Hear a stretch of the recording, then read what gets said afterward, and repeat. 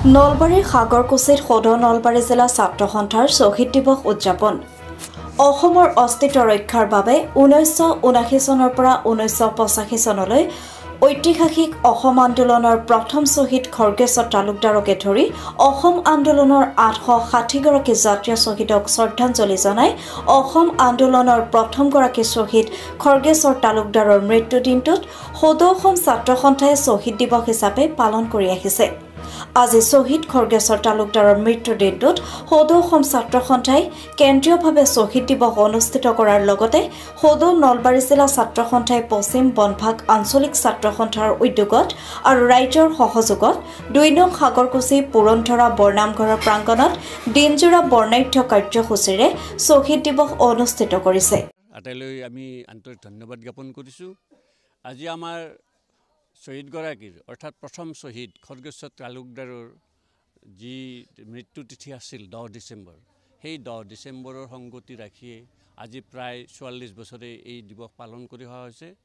আৰু আমি আজি 2 নম্বৰ সাগৰকুছি বৰনামঘৰ প্ৰাংগণত নলবাৰী জিলা ছাত্ৰ সন্থাৰ উদ্যোগত পশ্চিম বনভাগ ছাত্ৰ সন্থাৰ উদ্যোগত ইয়াতে আমি এই অনুষ্ঠান কৰিবলৈ লৈছোঁ। এই অনুষ্ঠানটো এনেকুৱা গুৰুত্বপূৰ্ণ যে অসমে আন্দোলন নকৰিলে কোনো বস্তুৱেই নাপায়। এই আন্দোলন সকলোতে কৰিব লাগে, ভাষা আন্দোলন, খাদ্য আন্দোলন, অস্তিত্ব ৰক্ষাৰ আন্দোলন। কিন্তু তেনেকুৱা বহুত শ্বহীদ হৈছে আগতে, ৰঞ্জিত বৰপূজাৰী, মুজাম্মিল হক আৰু ইয়াতে 860জন শ্বহীদ হৈছে। তাৰে 1 নম্বৰ আছিল, প্ৰথম শ্বহীদ আছিল খৰ্গেশ্বৰ তালুকদাৰ। আমাৰ কথা হ'ল কি, আমি শ্বহীদসকলৰ তেজৰ তাৰমানে মূল্য আমি কেনেকৈ দিছোঁ? আমি নৈতিকভাৱে আৰু আমি সাহসিকতাৰে যদি আমি কথাবোৰ আমি কৰিব পাৰোঁ, প্ৰতিপন্ন কৰিব পাৰোঁ, তেতিয়াই হ'ব। কিন্তু এনেকুৱা হৈছে এতিয়া আমাৰ সমাজখন সঁচাক সঁচা, মিছাক মিছা বুলি ক'বলৈ লাজ কৰে, ভয় কৰে বা কিবা স্বাৰ্থৰ কাৰণে তাৰ পৰা আঁতৰি আহে। গতিকে এনেদৰে হ'লে আমি শ্বহীদ দিৱস পালন কৰি চাকি বন্তি জ্বলাই তেওঁলোকক সন্মান জনালেই নহ'ব। তেওঁলোকৰ যি তেজৰ মূল্য, তেওঁলোকৰ যি অতৃপ্ত আত্মা স্বৰ্গত আছে, তেওঁলোকৰ সেই আত্মাৰ তৃপ্তিৰ কাৰণে, তেওঁলোকৰ আত্মাৰ সদ্গতিৰ বাবে আমাৰ ছাত্ৰ সন্থাই নহয়, সমূহ ৰাইজেই আগবাঢ়ি গৈ অসমীয়াৰ অস্তিত্ব ৰক্ষা কৰিবই লাগিব। অসমীয়াৰ জাতি মাটি ভেটি ৰক্ষা কৰিব পাৰিবই লাগিব। আজি কি অনুষ্ঠান?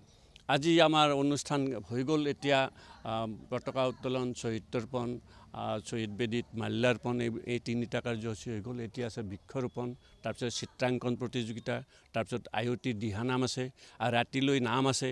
তাৰে মাজতে আৰু শ্বহীদক নামেৰে, দিহা নামৰ সুৰ আহৰিৰে শ্বহীদসকলক এটি তাৰমানে তৰ্পণ দিয়া হ'ব। সেইটোৰ ময়ে পৰিচালনা কৰিছোঁ আমাৰ ইয়াৰে জীয়াৰী বোৱাৰীসকলক লৈ। সেই নামটোৰে এষাৰি গাই দিব। জাতিৰ বাবে জীৱন দিলা হে শ্বহীদগণ,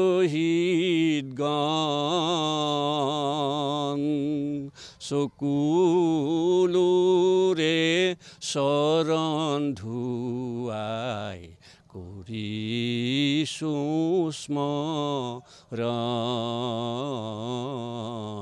কৰিছোঁ স্মৰণ।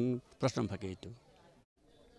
2 নং সাগৰকুছি বৰনামঘৰৰ প্ৰাংগণত সদৌ নলবাৰী জিলা ছাত্ৰ সন্থাৰ শ্বহীদ দিৱসটি এইবাৰ পশ্চিম বনভাগ আঞ্চলিক ছাত্ৰ সন্থা আৰু ৰাইজৰ সহযোগত এই অনুষ্ঠিত হৈছে।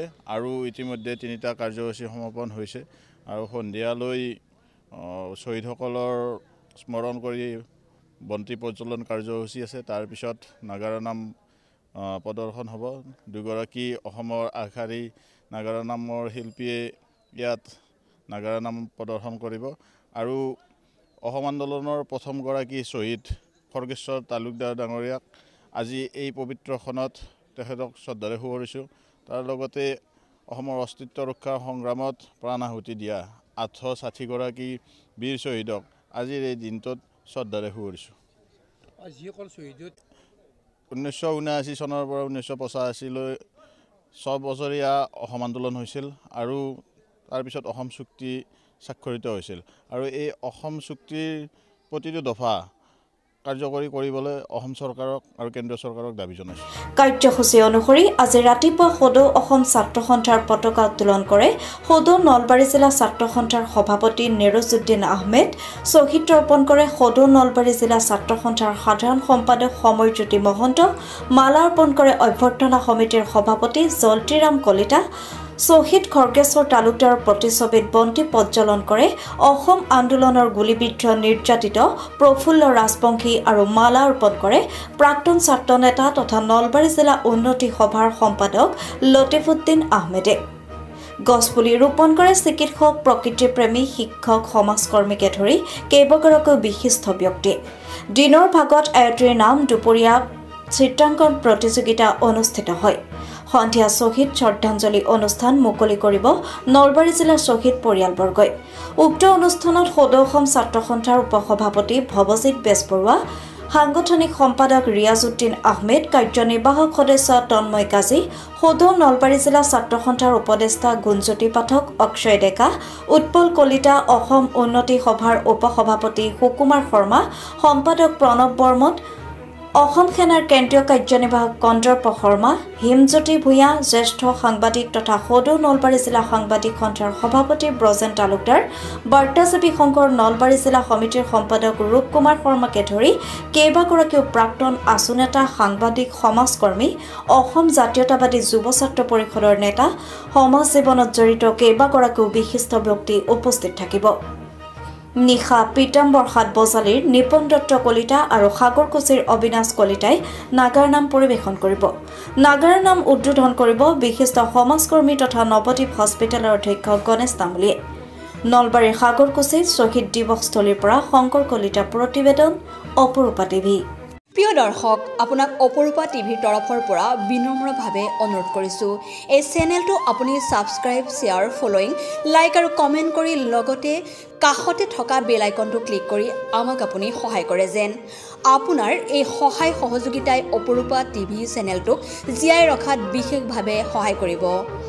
যদি আপুনি অপৰূপা টিভি চেনেলটোক ফেচবুক, ইউটিউব বা ইনষ্টাগ্ৰামত সদায় চাব বিচাৰে, তেন্তে আপুনি এতিয়াই চেনেলটো ফলোইং, ছাবস্ক্ৰাইব আৰু লাইক কৰি ওচৰতে থকা বেল আইকনটো বজাই দিয়ক আৰু অপৰূপা টিভিক সদায় উপভোগ কৰক। আপোনালোকৰ মৰম আৰু আশীৰ্বাদে অপৰূপা টিভিক আগুৱাই যোৱাত যথেষ্ট সহায় কৰিব। আমি সদায় প্ৰতিশ্ৰুতিবদ্ধ, ৰাইজৰ পক্ষত থাকি ৰাইজৰ হকে আৰু সমাজৰ উন্নতিৰ হকে কাম কৰি যাম। বিশেষ জানিব লগা থাকিলে প্ৰিন্স কাশ্যপ, পৰিচালন সঞ্চালক তথা মুখ্য সম্পাদক অপৰূপা টিভি, মোবাইল নাম্বাৰ 8135819868 নম্বৰত যোগাযোগ কৰিব পাৰিব। ধন্যবাদ।